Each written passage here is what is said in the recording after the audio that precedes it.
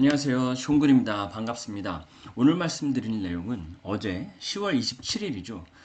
금융위원회에서 주택담보대출 규제 완화 소식과 규제지역 일부 해제 소식을 발표한 내용이 있어서 긴급하게 말씀을 드리려고 합니다. 자, 어제 그 네이버 블로거 분들하고 각종 인터넷 언론사에서 주택담보대출 규제 완화가 된다는 내용을 정말 많이 쏟아내셨는데요. 우리가 뭔가 정부에서 입안하는 정책이 나왔다, 규제가 완화가 됐다, 뭐가 풀린다더라, 이런 얘기가 나오면 우리는 그 신문이나 그 블로그를 보시는 것보다 그 해당 기관, 발표한 기관의 홈페이지 가서 원문을 보는 게 가장 중요하거든요. 그래서 원문 속에 내가 나한테 해당된 게 무엇인지 찾아내는 게 정말 중요하기 때문에 오늘은 규제 내용을 말씀드린 것과 함께 그 원문을 어떻게 해서 찾아가는지 그것도 함께 말씀드리도록 하겠습니다. 어제는 규제 완화의 주된 내용이 주담대 규제 완화였기 때문에 금융위원회에서 나왔어요. 제가 금융위원회 홈페이지 가서 다운로드 받은 자료가 요건데 이 자료를 어디 가서 찾냐면 자, 네이버 들어가셔서 어제는 대출 규제 완화기 때문에 금융위원회에서 주관해서 발표를 했습니다. 자, 금융위원회 홈페이지를 들어가시면 금융위원회에서는 금융규제와 대출규제를 주재하는 컨트롤 타워로서 여러가지 의사결정을 하는데 어제 있었던 의사결정은 알림마당 보도자료에 업데이트를 해놔요. 매일매일 굵직한 의사결정을 하게 되면 외부에 공개하는 것이죠. 자, 오늘 있었던 내용을 보면 참고적으로 10월 28일 대부업권의 서민층 신용공급 현황 점검회의 개최 회의를 하고 그에 대한 보고서를 어떤 내용을 논의를 했는지 이렇게 올린 것이죠. 우리가 지금 찾고 있는 내용은 10월 27일 어제 있었던 내용입니다. 어제 있었던 내용. 자, 경제 활성화를 적극 뒷받침하기 위해서 금융지원을 강화하겠다. 11차 비상경제 민생회의 논의사항 논의했던 내용을 여기다 기재를 하고 그 논의한 회의에서 논의한 내용의 후속 조치 계획을 별도로 또 첨부 파일로 올려놨죠.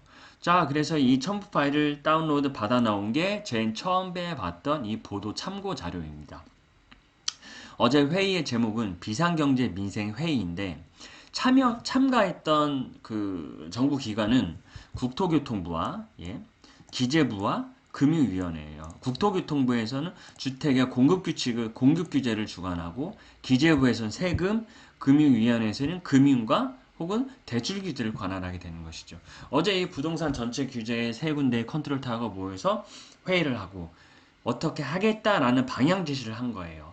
그리고 어제 어제 논의했던 내용들은 즉시 시행은 아니고 대출 규제는 1월부터 시행이 된다는 점은 먼저 말씀을 좀 드릴게요. 자, 11차 경제 비상경제 민생회의를 했는데 정부는 거래 위축과 대출 과도한 규제로 실수요자가 내 집 마련하고 주거 이동에 어려움이 있다. 그것을 해소하고자 한다. 그래서 다음과 같은 세부 추진 계획이 있다라고 얘기를 한 거예요. 있다. 이런 계획이 있다. 첫 번째, 청약에 당첨된 사람들이 기존 주택을 처분하는 기한을 6개월에서 2년으로 연장해준다. 사실 이거는 우리가 8월 달에 주담대 구입 용도로 집 살 때 받는 주담대를 받을 때 기존 주택이 있으면 2년 동안 처분을 하게끔 연장해 줬잖아요. 6개월에서. 그래서 청약의 기존 주택 처분 6개월 기간하고 주담대의 처분 기간 2년이 좀 안 맞아서 엇박자였는데 그걸 2년으로 다시 맞춘다는 얘기예요. 조치 계획은 12월 중에 다시 개정을 할 것이다. 얘기를 한 것이고 자, 중요한 거는 소급 적용을 하지 않아요. 12월 27일 기준으로 처분 기한이 도래하지 않은 의무자에게도 소급 적용. 근데 이미 처분 기한이 도래를 했고 페널티를 먹으신 분들은 소급 적용이 안 되고 27일인데 처분 기한이 26일이야. 그러면 이분들은 소급 적용에서 2년으로 늘어나는 거예요. 그렇죠? 그렇게 판단하시면 되겠습니다. 그럼 두 번째, 중도금 대출 보증 확대는 뭔가 지금 분양 시장이 미분양이 많이 있기 때문에 미분양 해소 목적으로 좀 하는 걸 수도 있겠지만 자, 기존에는 분양가가 9억이까지만 정부에서 보증을 서서 중도금 대출 받았는데 지금은 12억 원까지 확대를 해주겠다. 조속히 개정하겠다니까 뭐 1월 달이 되겠죠. 그래서 분양가 분양가 12억 원까지 중도금 대출을 받을 수 있다는 내용이고, 자, 세 번째가 좀 임팩트가 있는 것 같은데, 지금 얼마 전에 그 주거정책심의위원회에서 지방의 조정지역을 대거 풀어줬는데 11월 중에 한 번 더 풀어주겠다. 예. 아마 서울 수도권 외곽 지역이 좀 해제가 많이 될 걸로 사람들이 생각하고 있죠. 자, 네 번째 드디어 대출 규제인데, 대출 규제는 정상화 방안. 무주택자는 LTV 50%로 일원하겠다. 자, 지금 현행 대출 규제에서는 무주택자, 1주택자 분들이 주택을 구입할 때, 주담대 받을 때 가격이 9억이 넘어가면 LTV가 20%가 적용이 되고요. 9억 이하는 40%가 적용이 돼서 되게 계산하는 게 복잡했거든요.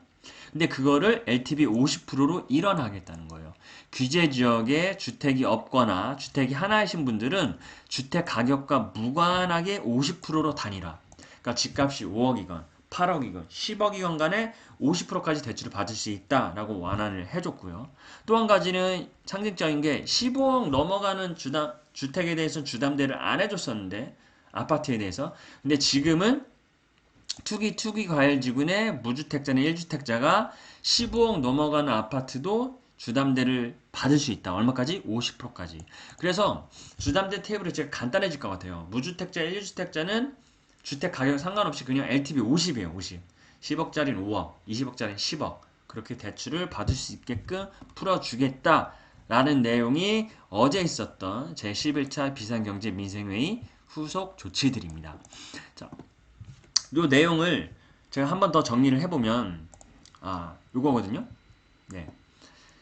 현재는 아파트 가격이 16억이면은 대출이 한 푼도 안 나오는 게 맞아요. 한 푼도 안 나오는데, 한 푼도 안 나오고, 12억짜리면은 9억을 기준으로 40%와 20%로 나눠줘서 4억 2천이 나와요.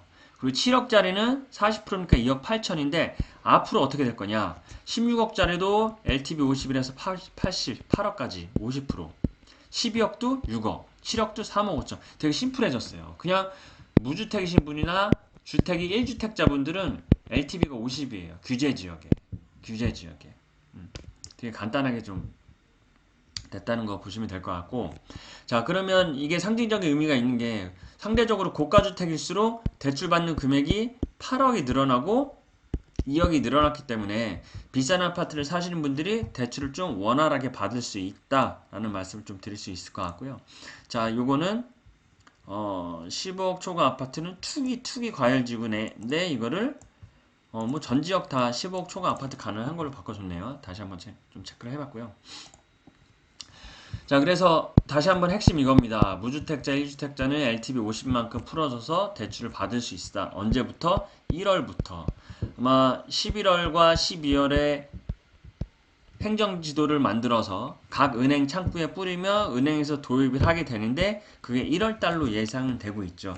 그래서 실거주 하실 분들은 좀 기다리셔도 될 것 같아요. 근데 사실 LTV를 이렇게 풀어준다고 해도 결국엔 뭐가 대출 주담대 한도를 정합니까, 여러분?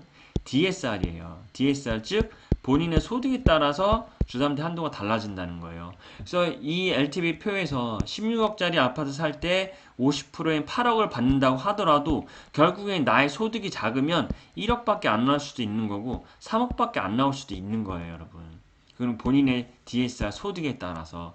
그래서 많은 신문 언론에서도 얘기를 했지만 LTV를 풀어줘도 소용없다. 실수요자들은 결국에 DSR이 풀어줘야 LTV를 다 찾아먹을 수 있기 때문에. 제가 계산을 아직 안 해봤지만 이 16억짜리 사는데 8억의 주담대를 다 받기 위해서는 기존 부채가 하나도 없다는 가정하에 연봉이 한 1억 2천 정도 돼야 되는 것 같아요. 부부 합산해서. 그래야 8억을 다 찾아먹을 수 있으니까 사실상 DSR을 묶어놓은 상태에서는 그 크게 완화된 내용은 없다라고 보는 게 맞고요. 제 견해도 그렇고.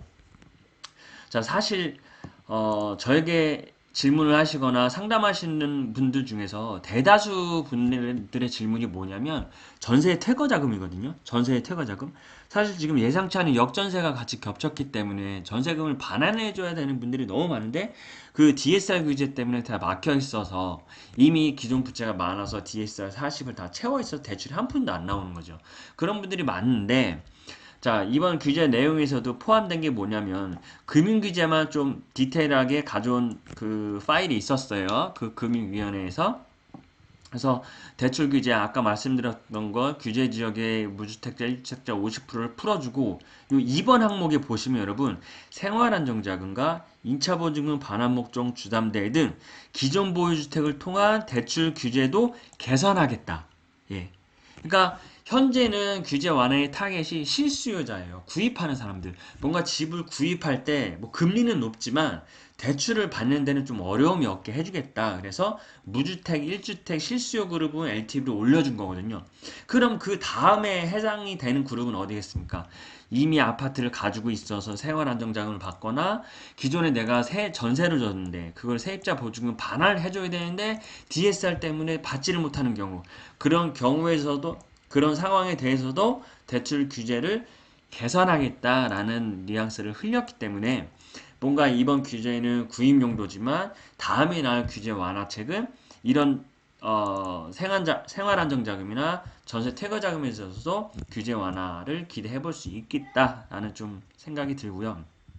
마지막으로 금융위원회 홈페이지도 있지만 여러분 금융위원회 블로그도 있거든요. 우리 블로그 들어가 보시면 블로그 들어가서 금융위원회를 한번 찾아줘 보겠습니다.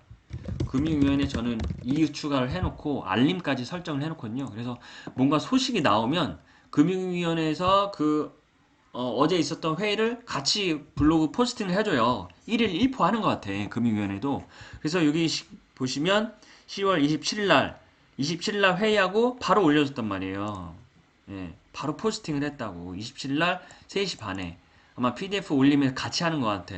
그래서 굳이 내가 거기 들어가 보지 않아도 금융위원회 블로그 이웃추가 해놓고 알림 해놓으면 어떤 내용들 풀어줬는지 딱 일목요연하게 그죠? 주요 내용, 핵심 내용만 그리고 PDF 파일까지 같이 나한테 제공을 해주기 때문에 금융위원회 꼭 지금 규제 완화되는 시국에서 어떤 규제가 완화되는지 빠르게 체크하고 싶으시면 금융위원회 이웃추가 하시면 되겠습니다.